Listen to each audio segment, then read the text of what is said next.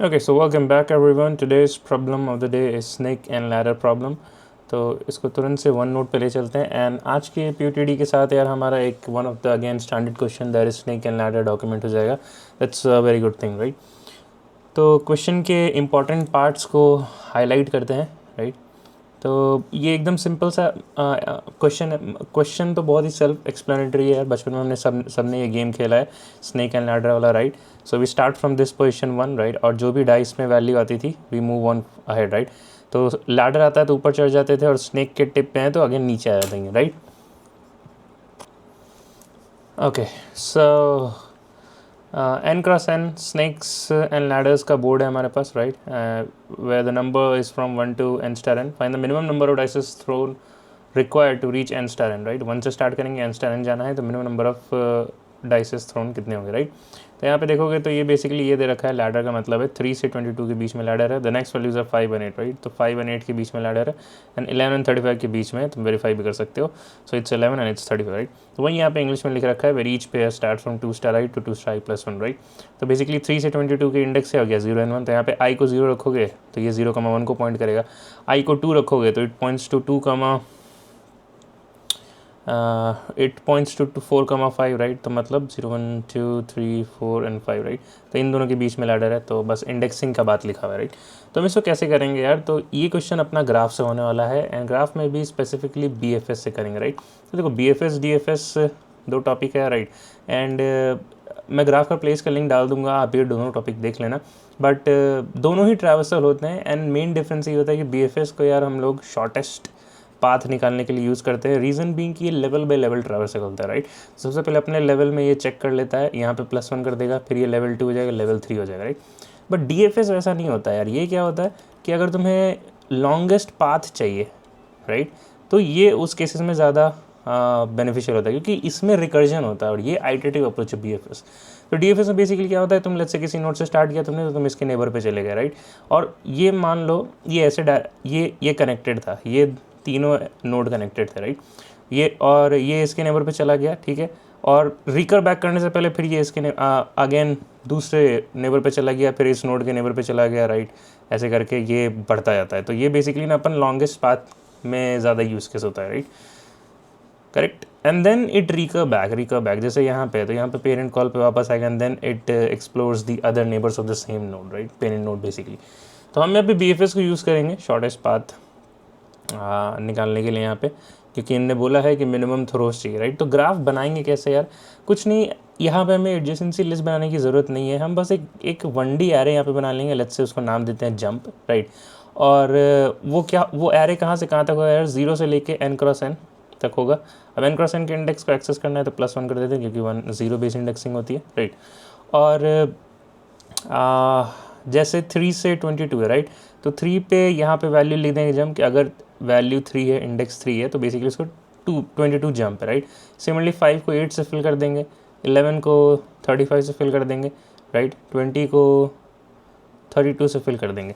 अब जो remaining values that is snake की बची तो उसको भी वही करेंगे. तो 17 कहाँ लाई करेगा, 17 कुछ यहाँ लाई करेगा, 17 को 4 से कर देंगे. मतलब if you are at this point 17 तो तुम्हारा जंप मतलब नीचे की तरफ जाएगा 4 तक, 4 पे पहुँच जाओगे राइट.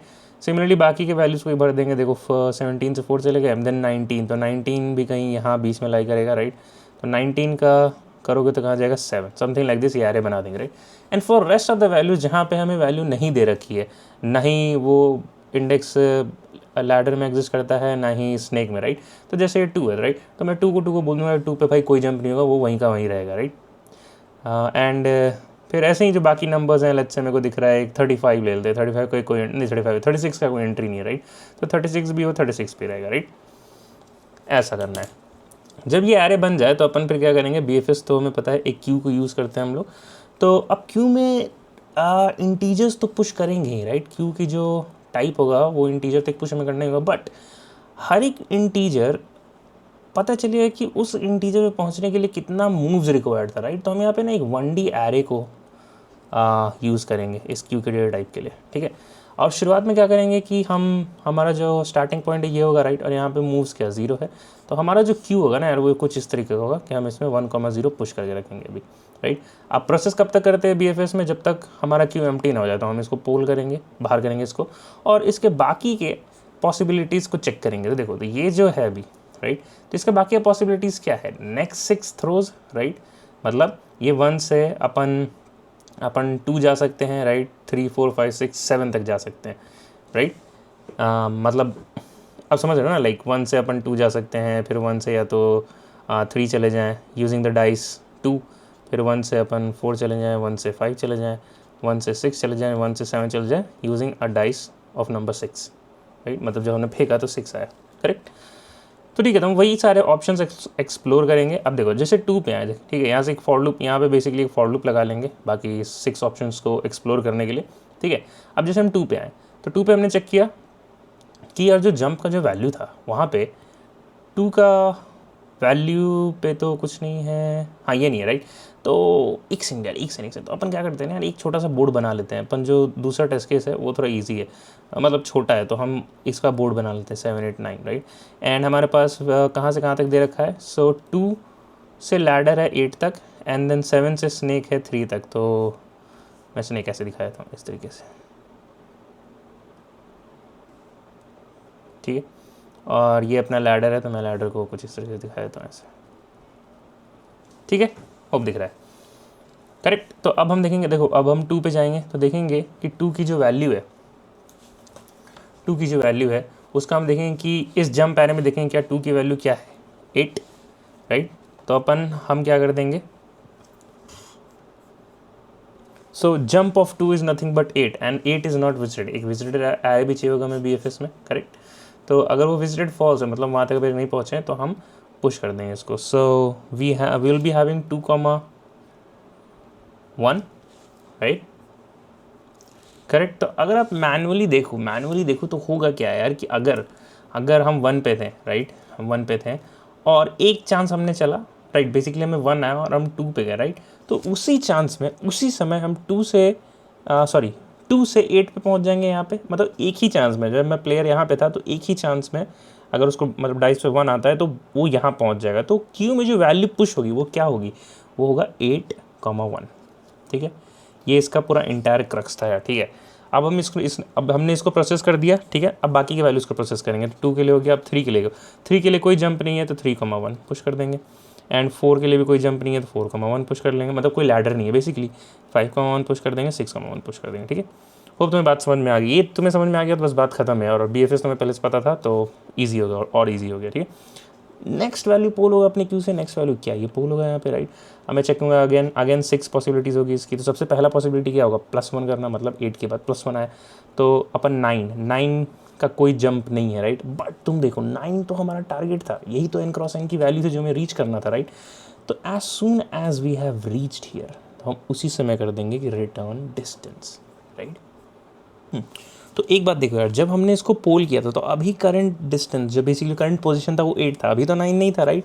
तो नेक्स्ट मतलब 8 से 9 जाने में हमें 9,2 लगेगा राइट। तो हम चुपचाप से यहाँ पे एक 9,2 की एंट्री पुश कर देंगे, ठीक है। सिमिलरली अब 8 के बाद 9 आता है, फिर एक डाइस आता है, लेट्स से 2 का हमने डाइस आया तो 8 + 2 10 होता है, बट वो आउट ऑफ बाउंड जा चुका है तो राइट। अब 2 अगर आउट ऑफ बाउंड जा चुका है तो बेसिकली 3 4 6 7 8 9 भी आउट ऑफ बाउंड जाएगा राइट, क्योंकि 9 ही हमारा लास्ट वैल्यू था। तो ये प्रोसेस खत्म हो गया यहाँ पे। नेक्स्ट वैल्यू पोल होगी 3 की, ठीक है। अब 3 के लिए हम लोग वापस से प्रोसेस करेंगे 3 4 5 6 7 एंड 8। अब 3 से हमारे पास और कोई जगह है क्या, 3 से कोई लैडर नहीं है, तो बेसिकली नेक्स्ट वैल्यूज़ पुट हो जाएगी, फिर 4 के लिए होगा, इसके लिए होगा, फिर इसके लिए पुट होगा, लास्ट में फिर आएगा ये। और मैं देखूंगा जैसे ही मैं इसको पोल करूंगा, मैं देखूंगा कि अच्छा ये तो अपना n×n है, तो इसका जो करंट डिस्टेंस को रिटर्न कर दो, दैट इज़ 2, और 2 हमारा आउटपुट है। Hope that make sense. अब चलो फटाफट इसको कोड कर लेते हैं, but before start to coding it, इसका टाइम कॉन्स्टेंट क्या हो जाएगा। देखो मैं कहता हूँ कि O(n)² होगा, क्योंकि हम ईच एंड एवरी सेल के पास जा रहे हैं और उसके 6 पॉसिबिलिटीज़ को एक्सप्लोर कर रहे हैं, तो प्रिसाइजली 6 × n² होना चाहिए, but ignoring the constant O(n²) right. What would be the space complexity, again O(n²), because we will be using this jump array of n×n+1, ठीक है। तो चलो तुरंत से कोड करना शुरू करते हैं। तो इस बार अपन पूरा लाइव कोड नहीं करेंगे, मैं कमेंट्स लिखूंगा कि स्टेप क्या होता है, एक बार तुम कोशिश करना उस स्टेप को कोड करने की, एंड देन विल सी।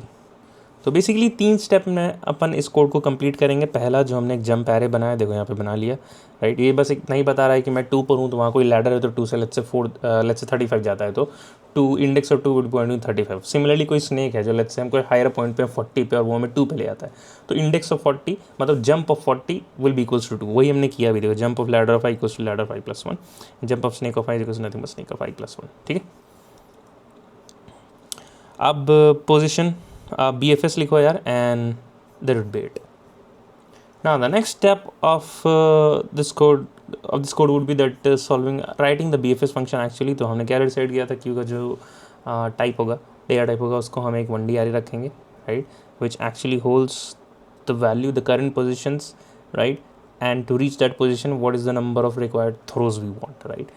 और एक boolean visited array बनाया है again n cross n plus 1 का, एंड फर्स्ट वैल्यू को हमने ऐड किया, we are sitting at this position 1 with number of throws equals to 0, right, and we mark that particular position as true and throws count is 0. अब we will be start pulling the current positions respective with the number of throws from this queue, and will be processing each and every possibility, that is the all 6 possibilities.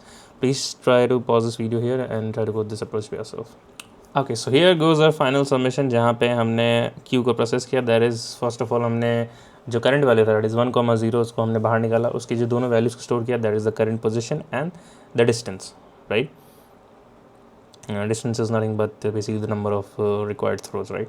फिर हमने यहाँ पे क्या किया, if position is equals to n cross n, तो हमने return distance किया, तो इस वेरिएबल को हमने रिडंडेंटली डिक्लेयर किया है। I was thinking to using the throws count which was making more sense, but ठीक है, अभी डिस्टेंस ही रखते हैं, ठीक है। फिर हमने we have been trying the dices for all the 6 values for this particular polled element from our queue, right. फिर हमने देखा कि नेक्स्ट क्या हो जाएगा, current position plus i, right, and if that next is less than total, हमने पिछले डायन में भी देखा यार कि आउट ऑफ बाउंड नहीं जाना है, राइट। तो if that is less than total then definitely उसका वैल्यू निकालो, राइट, कि अगर हमारे जंप एरे में अगर कोई वैल्यू है तो वो निकलो, that would be our next destination, right. Doesn't matter वो लैडर से आप ले जा रहा है या फिर स्नेक से डाउन ले जा रहा है, हमें नेक्स्ट डेस्टिनेशन चाहिए, right. And if that next destination is not visited then definitely हमें उसको ट्रू मार्क करना पड़ेगा और उस वैल्यू को हमें वापस से क्यू में पुश करना होगा। ये सब करने के बाद in any at any point of time अगर क्यू में हमारे पास कोई वैल्यू आता है n क्रॉस n का, तो वो यहाँ पे कैच हो जाएगा, and we will return that particular distance और let's say the number of required throws from that current element, right, and that is it. अगर कैच हुआ तो ठीक है, वो यहीं से रिटर्न हो जाएगा, ये क्यू भी स्टॉप हो जाएगी। बट अगर हमने सारे एलिमेंट्स प्रोसेस कर दिए और हम फिर भी नहीं पहुँच पाते, तो फिर in that case return it would be return as -1, right. So that is it for this one. Till then keep learning, keep growing, bye bye and take care.